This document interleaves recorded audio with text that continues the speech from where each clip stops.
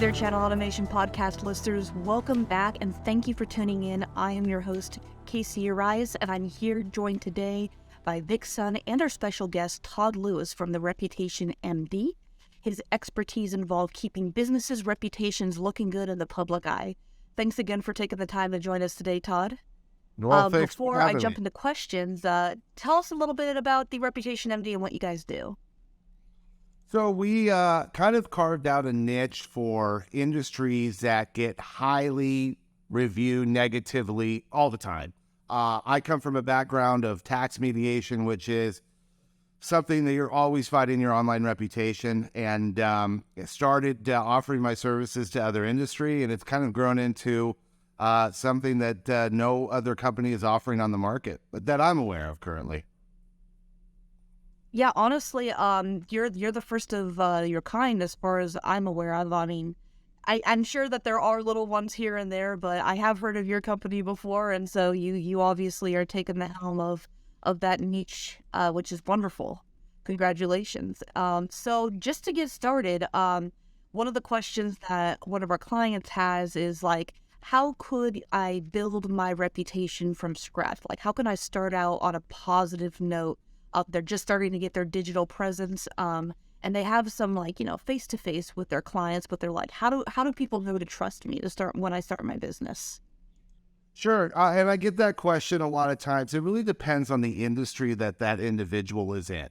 So there are other reputation companies out there, and they offer services where they say, okay, Todd, give us your database, and we're going to send a survey out to your clients, and based on those positive reviews, we'll go ahead and post a review. So in an industry like tax mediation or nursing homes or HVAC or pest control, those folks don't really want to wake a sleeping dog. They want to leave their clients be. So it really depends on the industry that individual is in. So for instance, I had a lady call me who has a child photography or baby photography business. Very nice. Everyone loves it. And she came to me and said, I need positive reviews. I said, well, that's not really something I do. Like, you are someone that can reach out to your clients, and it would be great. So it's important to know what industry you're in, and if reaching out to people is going to give you negative reviews. You obviously don't want that. However, when you're starting new, normally you're only making people happy. What I recommend, get yourself a Google business listing. The problem about Google business listings is Google is savvy into knowing that new businesses want to just bombard their page with reviews. So Google will actually eat a lot of reviews. When I started my first tax business, people say, hey, Todd, I'm giving you a positive review, but it's not sticking. And it took me a while to figure it out. Google eats about 4 out of 5 positive reviews. Once you get to about 15, then it's a lot easier for those reviews to stick. Again, depending on what industry you're in, there are other review sites that will SEO very well, and they'll rank very high. Yelp ranks very high. BBB ranks very high. Best Company, Trustpilot. If you are in an industry where you're more likely to get positive reviews, then I recommend starting pages there. However, if you are in an industry that doesn't get a positive review, I would leave Yelp alone. I would leave BBB alone, because all you're doing is drawing attention to where someone else can make a negative review, and you want to stay away from that. You eventually probably will get a negative review there, and then that's when you address the issue. But I would stay away. One of the things that you can do as well, depending on your industry, I love press releases. Press releases are great. You can write them yourself. There's a lot of press release services out there that you can go and I think you pay a couple $100 and you give it a little time, it ranks very high. So between a Google business listing, press releases, and knowing your market, that's kind of the best way to start and what I would recommend. Makes sense. This particular guy, just because you're like, yeah, I would really need to know their industry. This person was from home improvement, which, can go either way. I think home improvement is actually a really fantastic one to talk about, just because you do have people that it may not be entirely your fault why their project went south. Or in their eyes, their project went south. Maybe, you're providing the good materials, you're providing the wonderful service, but at the end of the day, they're just like, I just don't like how it looks. I thought I wanted something, but I ended up with something else. So that particular So let me industry. yeah, Go let me ahead. ask about the Yelp situation. A lot of will Yelp and other websites, but what do you recommend to people? There's always ever varying opinions, but as an expert with reputation, one side of companies will say when there's a bad review, they just don't respond to it, they just ignore it. And then another group of people are saying we should respond. What is your take on that? And what is the best, what are situations wherein you could say this is the best way to do it to help out like companies within various spaces? Excellent question. So I always am a big believer in responding to every review and getting that person on the phone as quickly as possible. So a lot of what I do now, especially for some of the tax companies, is complaint mediation. When you get a complaint, someone wants to be heard, okay? Or otherwise, they may go to other sites as well. So, A, you want to verify if that person is a client. So if you get something on Yelp, what's great about Yelp and what's great about Google is you do have the ability to remove the review. Now, BBB, it's a little more difficult, and there are some tricks. You can't remove a complaint if it's a verified client. But what I will tell people, if you've got someone who can either mediate for you in your company or outside, there's an opportunity to remove that complaint. If you can't remove the complaint, then you always want to reply, whether it's positive or whether it's negative. That's also going to help your SEO. But literally within half hour of getting the complaint, call the client. When you call the client as the owner, I know you're passionate about your brand. Let them talk. Just say, I want to hear what you have to say. Let them vent. Don't give them a solution. Don't fight them then. Let them talk and say, you know what? Give me 24 hours. Let me look into this and get back to you. By the time you get back to them, now they're puppy dogs because they've gotten an opportunity to speak. They've vented. They believe they feel heard. And now you're coming back with a solution. Had you tried to give them a solution that day one, they're more than likely going to balk and they're going to push back. You give them a solution day two where they feel heard, that you've looked into it a lot more. It's going to go a lot smoother. And you could probably talk that person into removing the review at that point.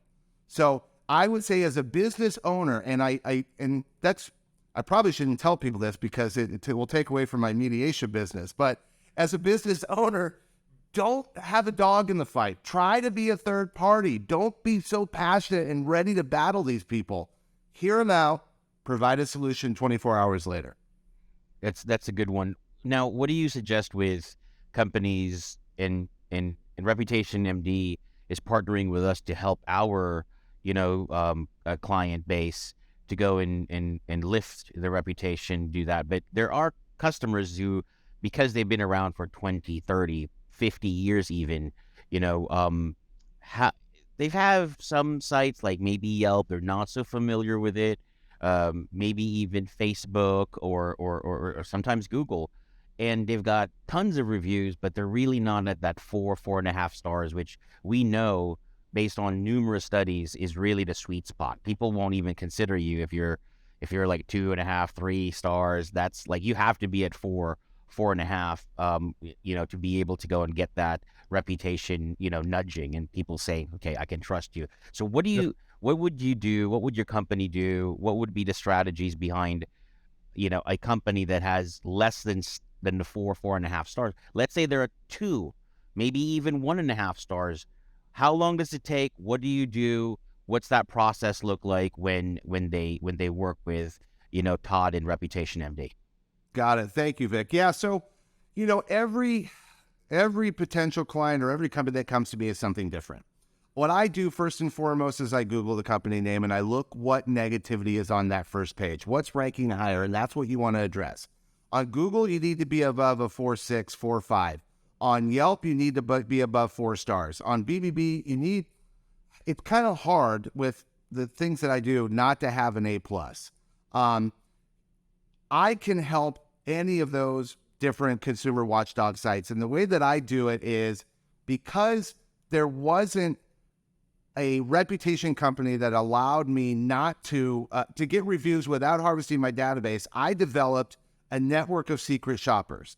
And these are people that will make reviews for me, and I have a non-FTC compliant review and an FTC compliant review, because that is a big consideration for a lot of industries out there, especially finance industries.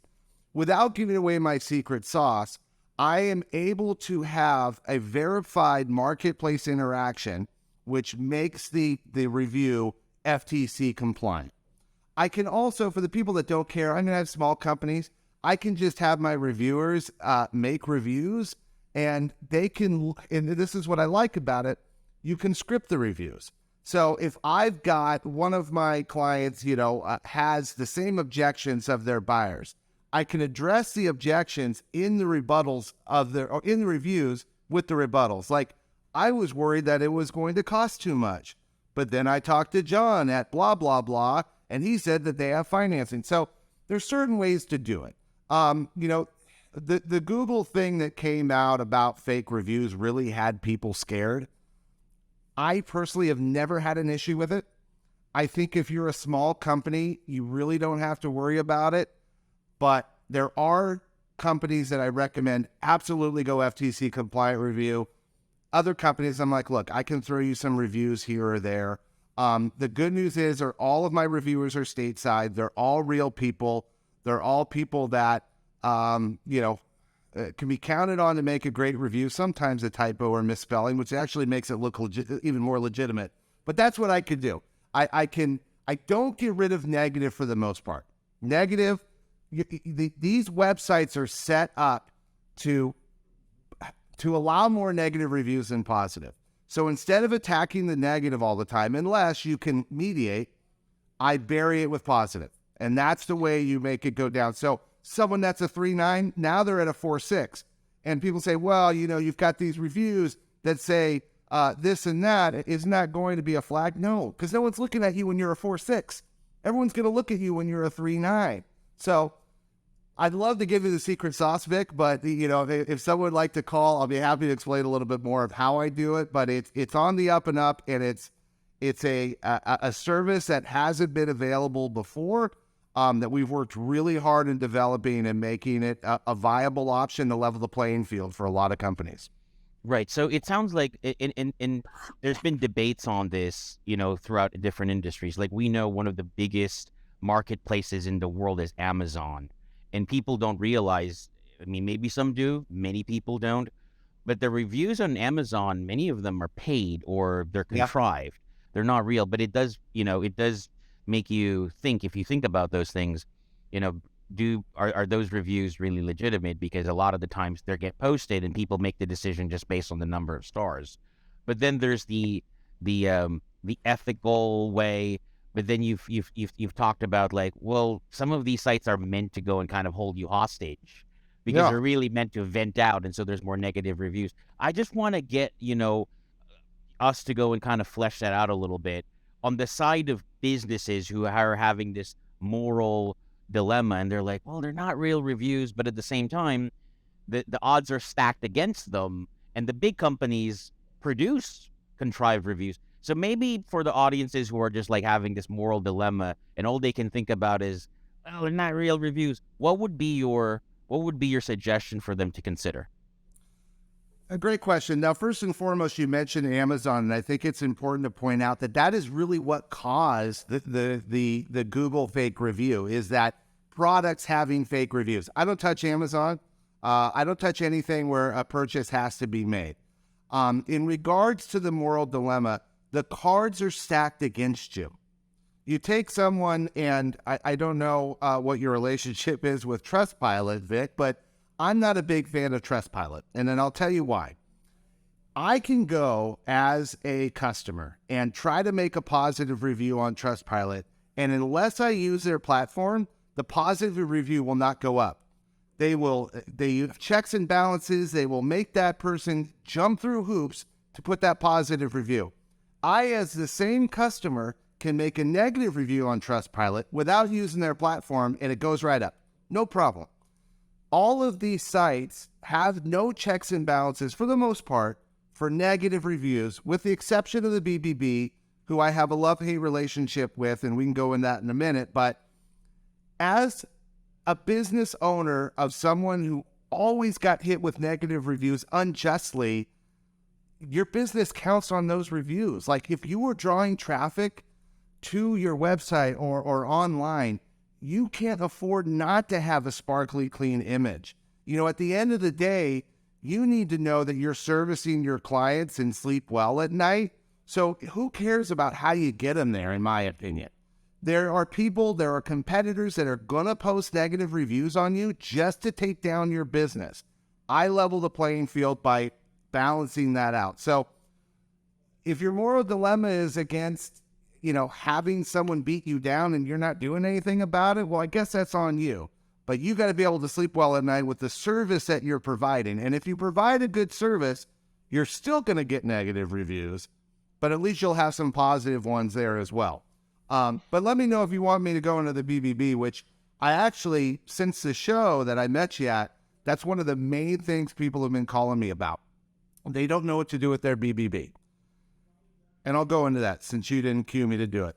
Oh, we have to. No, I'll look out for you to take a breath. It's useful. Here's why I love and hate the BBB.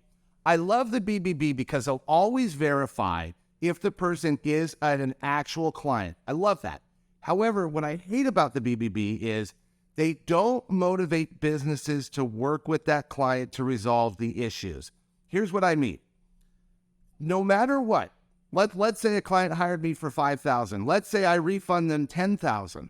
The client's ecstatic. No matter what, that complaint is going to count against me in the algorithm of my grade.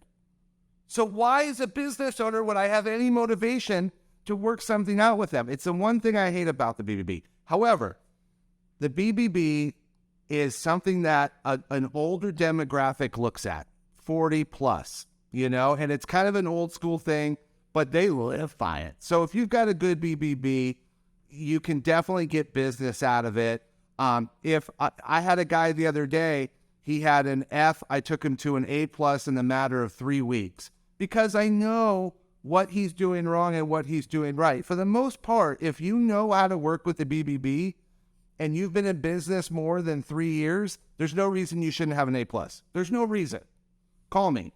I'll fix it for you.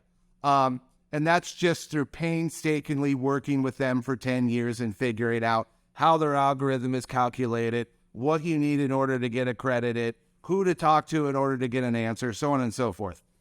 That's my little spiel on the BBB. Hopefully, so I what answered you're the saying question. is, in regards to this moral dilemma, don't hate the player, hate the game, because the odds are stacked against you. Right? Yeah, you can be a victim or you can't. Like, you are going to get unjust negative reviews no matter what.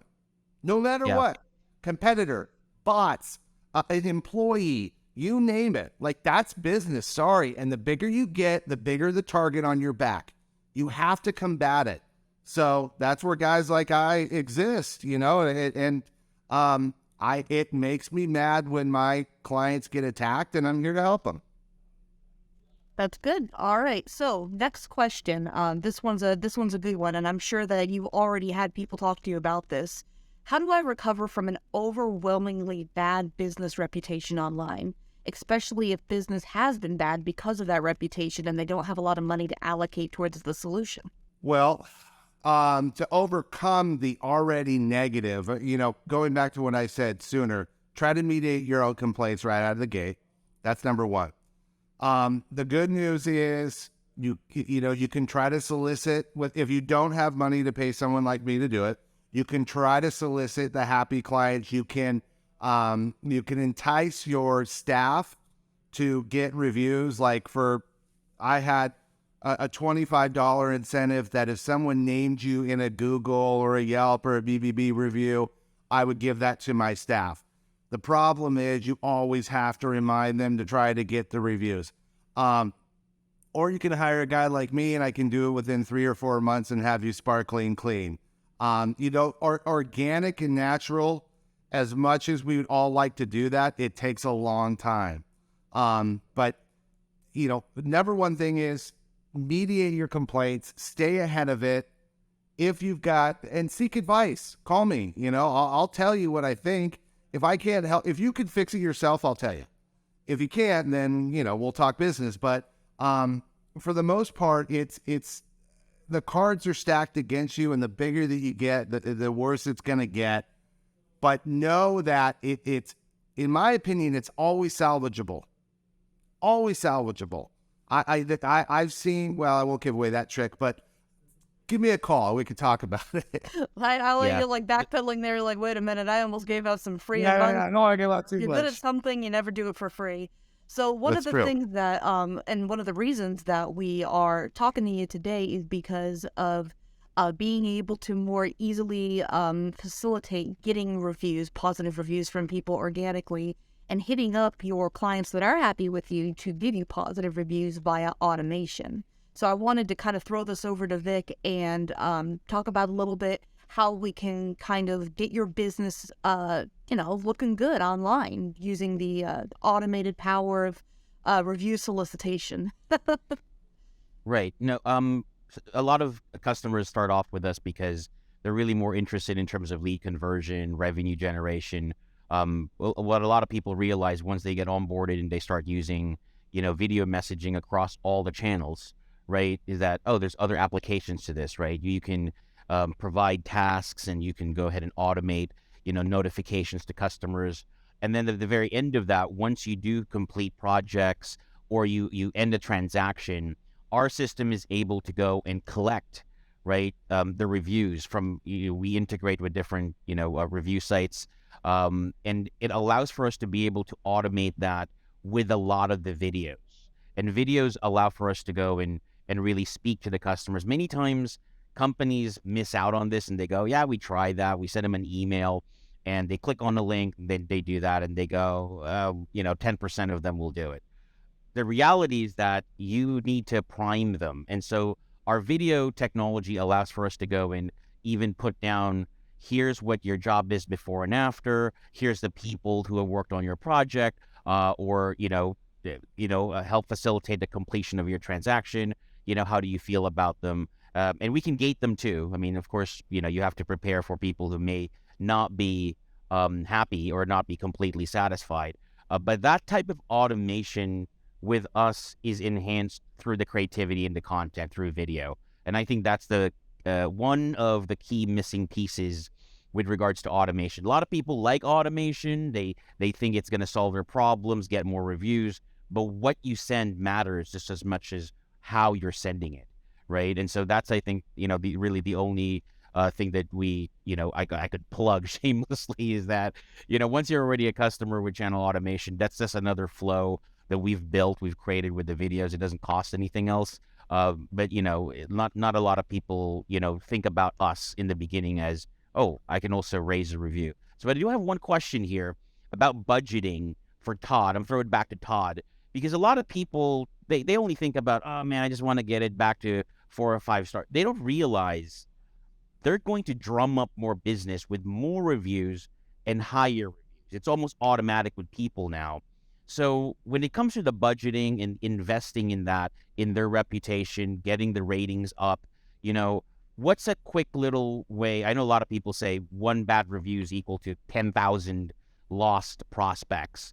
But how do you address people who say, I don't really want to spend $1,000, $2,000 on something like this, and you kind of come across as objection? What's a good way to address that, or to tell people like, look, this is your return on investment is 10x, or it's evergreen. It keeps on. It's a gift that keeps on giving. How do you deal with that? It's funny you say that. I would think that I would get that objection more, and I frankly don't. Like the people that come to me, we click because I tell them I deal with negative industries. So they get it. Like right out of the gate, they get it. What I will tell them is, and really to your point, when I talk to marketers or lead providers, I say, look, tell your clients, if you can drive them traffic, but you want those leads to convert. And if you're driving traffic to their site and someone looks you up, you're never going to know how much business you are losing just because someone looked at you and they said, nope, not for me, moving on. So, I really don't have a number percentage of, using one bad guest tells 25. Like it's never real. I never really have to give that rebuttal.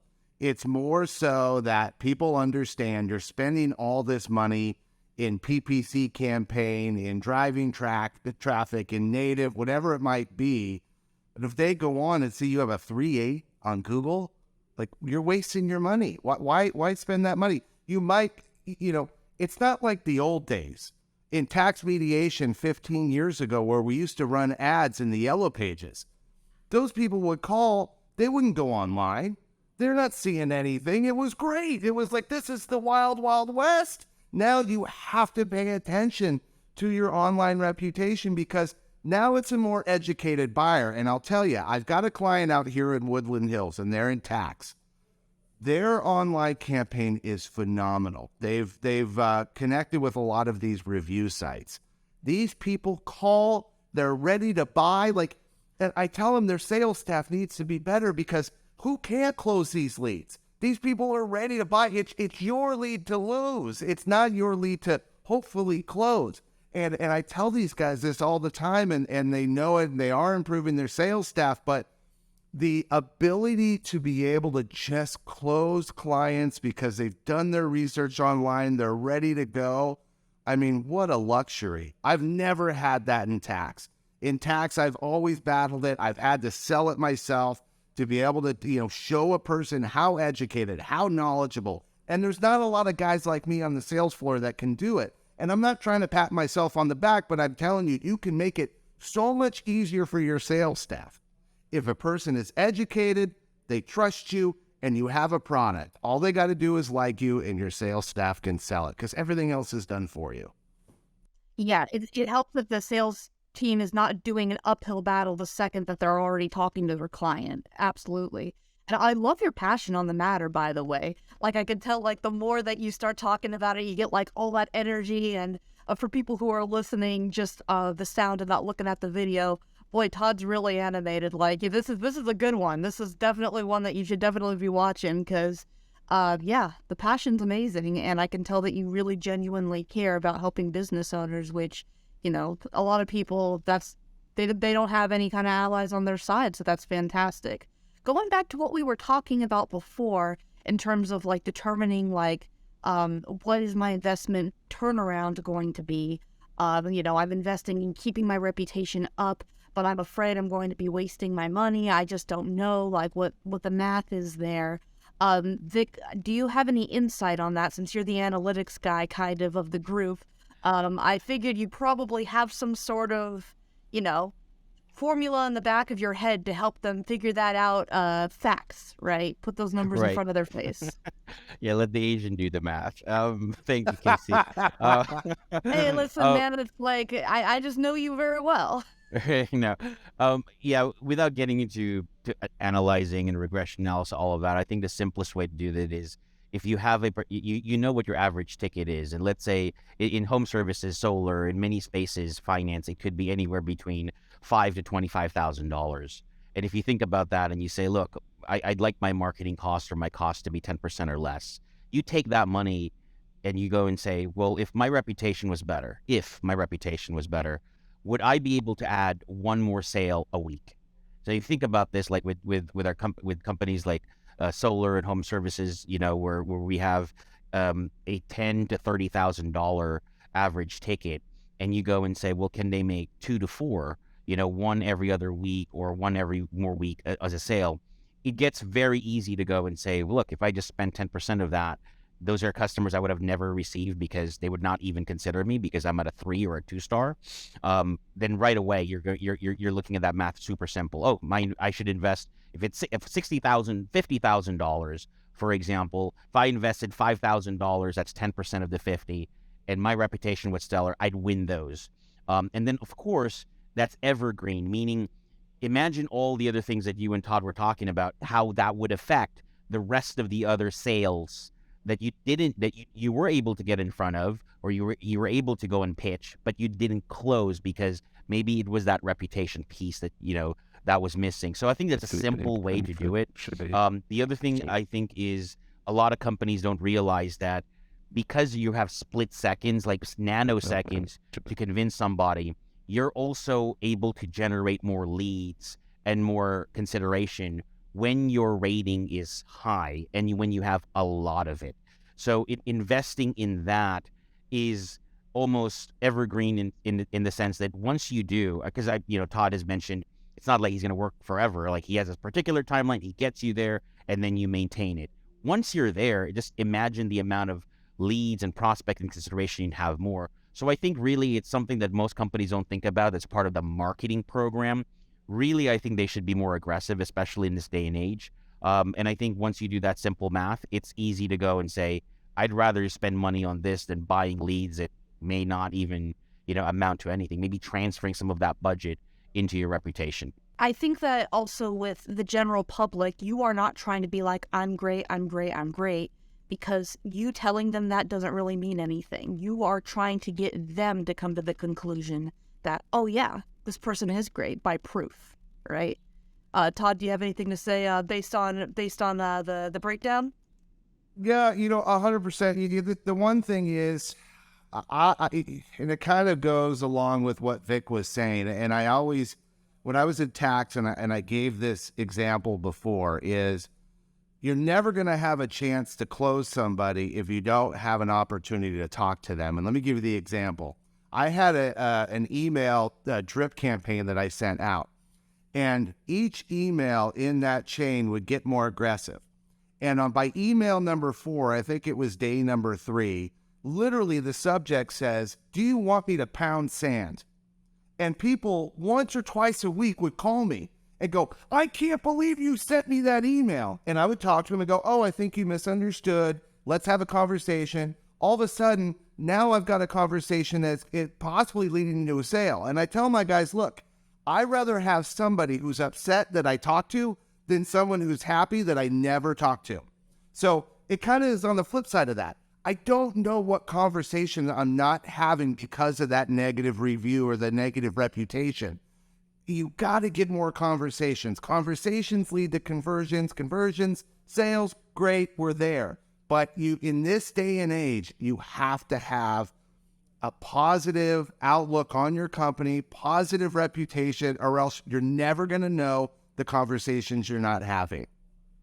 I completely agree, and that's sort of what we kind of have as our mantra as well, where, the point is to get the conversation started, regardless of if it's positive or negative. If you got a good sales team, you can turn that around. Like, you just want them to talk to you in general, and having that conversation is the open door to the solution. So that's going to be it for us today. Thank you so much for joining us and listening to our advice. Whether you like it or hate what we had to say, we do want to hear from you. So shoot us a message at hello@channelautomation.com and tell us your thoughts and how to keep your business reputation clean. If you have any sort of personal experience with that, we'd love to hear about it too. If you're looking for a free consultation or on lead conversion, you can subscribe to our podcast and follow us on social media. And as always, have a great rest of your day and keep that conversion high.